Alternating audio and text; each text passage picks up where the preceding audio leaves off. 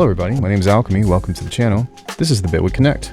It is an interface / MIDI controller / hardware MIDI clock synchronizer between synthesizers and your DAW, and it is an all-in-one stop shop to all things to get you connected with Bitwig, no pun intended. This is plug and play, so it can be used with other stuff if you wish, but it does come with some built-in software aside from Bitwig, which is sold separately by the way, and we're going to be kind of taking a look at all the things that this can do. So this is currently planned for official reveal / release, I think on April 23rd, or for pre-orders. Right now, I believe that the targeted price is around. Unfortunately, due to the circumstances of the tariffs imposed by the leader of the Oompa Loompas, the new adjusted price for the US is currently at $5.99 USD.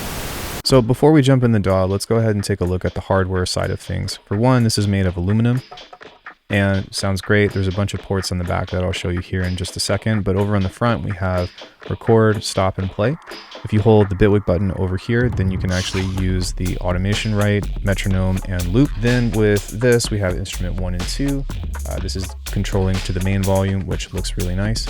Then we can also adjust the headphones if we want to. And then the scroll button, which is the big one, has some functionality that we'll talk about whenever we get into the DAW, but you can basically scroll through your timeline, both in a couple of different ways that are very useful. This button over here is the Bitwig button, and this is how you can kind of use things to either latch onto things for automation via the dial, or it's a way that you can kind of control the alternate functions of the transport options that you have. Over here we have the dim. This is great because if you are trying to work at a lower volume, you can set everything to be reduced by, whatever amount. I think the default is like -12, and so you can dim this if you're trying to work, save your ears. The alternate is if you have different speakers, and I personally don't, but if you have multiple monitor setups or whatever, then you can kind of switch in between, which is really cool. This is mono, which is an auto mono out. This is great. I actually have something like this on my master template, so that way I can kind of do a similar feature, but how cool is it that you could just go bloop, and then that'll force everything into mono when you're monitoring your mix, which is pretty sick. So up here we have some connectors, which are the hardware 3.5 millimeter ins and outs. So we have 2 ins and then 4 outs. And then if we flip this over to the back, which this is not the default cable, by the way, it actually comes with a really nice braided orange cable and a USB-A adapter, which is super sick and very thoughtful. Over here, we've got MIDI in and out. Then we have headphone out. Then we have up to, I believe, 3 different outputs, which is super nice. Then we have our instrument activator for 1 and 2. We've got our phantom power. And then these are our line-ins. It would be cool if this was also an XLR, as that's what I prefer to use, but it's not an end of the world. You still have 2 inputs. The only other thing that's kind of strange to me is that this is the headphone out, and it doesn't make sense to wrap this around to come back to the front when most of the time, if I'm wearing headphones, which I don't, it would be kind of coming back, outwardly facing forward. But I don't know, strange design quirk, not the end of the world. I guess because of the sleek design, as you can see here, there's not really any room for that. Not a big deal. The other thing that's really cool is that this encoder right here feels very good. Depending on what functions you're using with this, with a double tap or something, there's actually multiple functionalities that you can use with that, and we'll be seeing more of that here in just a second. So let's go ahead and jump into the actual software of this, and then we'll jump into Bitwig. Okay, so over here on the left, this is our control panel where we can provide a few different functions in case if you don't want to actually use the interface, or you just kind of want to see what it is that you're doing. For one, we have our instrument levels over here. So if I were to adjust the instrument and then turn this down, maybe it's the first instrument over here, then I can adjust that here. Then we can also activate phantom power and the such if we want to. We can also use that over on the back to make sure that that's activated. We have our mono, alt, and then we have dim, and we can set our dim level over here, which is pretty nice. So that way, if this is ever activated, whenever this is turned on, it'll turn down your gain by whatever amount that you choose. We can also adjust the sample rate, and you can go all the way up to 192 kilohertz, although I've accidentally done that the last time that I was filming this, and it about made my computer explode even though I'm on an M3 Max. So I would only recommend if you have the beefiest of beefy computers. This is pretty basic for the most part, and it's kind of just a nice little glance to be able to either see your levels, from the side if you want to, that's like more detailed, or if you're just trying to make sure that everything is routed in the way that it needs to be. But now that we understand that, let's go ahead and hop over to a project that I have that I recently finished, and this is where the fun of this begins.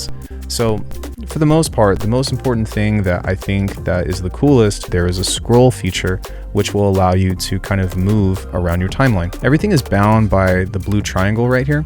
And so even though you can set this if you want to, or place this, whatever, one thing that you can do is kind of as such.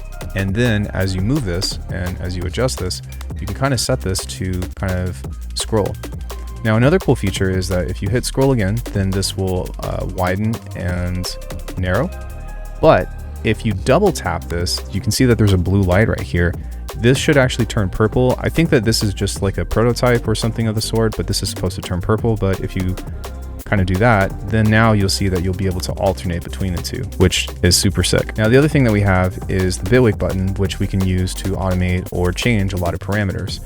And one thing that is really fun about this is that you can latch this onto anything.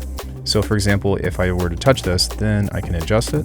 I can also hold the Bitwig button, and then that way this will latch even if I were to click on other stuff. The cool thing about this is that because of this, whenever you're working with all of these things, it's a very fast way to write automation. And even though it's not, a huge, fully crazy featured, like tons of knobs, whatever, all there, it's nice that they found a way to do this all within a single encoder to where, you can just use your mouse on one thing, touch, adjust, you know what I mean, and be able to kind of call back to that. I think that if you hold it or something of the sort, there we go. So if it goes like this and you move it, then there will be that. If you touch on it, then it will latch.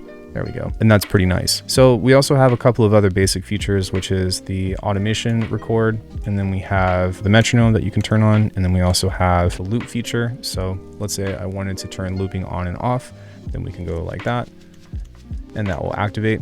One thing that would be cool is maybe if they had a button or something that you can actually help set your loop point. I read the manual and I didn't see anything about that. So even though you can toggle it on and off, you can't actually set wherever your loop point wants to go. But aside from that, I think the only other thing that I would most likely want to request with this, if possible, is having a way to expand vertically within the scroll.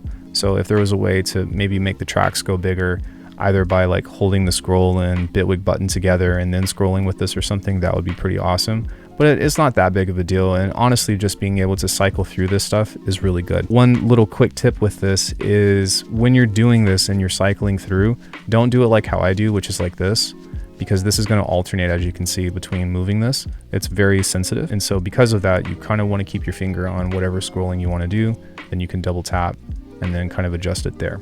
So I think that the biggest value behind this is that it's basically three things in one. It's an interface, it's a MIDI controller, it's also a clock syncer, or a way as a means to get your hardware into the DAW in a very seamless integration system. The fact that it also has, some of those really nice built-in features like the mono, the alt, the dim, and just the overall presentation of it, I'm very impressed with it. I personally like it. Whether or not it's going to be justified for the price, which I'll remind you, I think they're targeting something at like $550 US / €499 euros. It might change based off of the tariffs.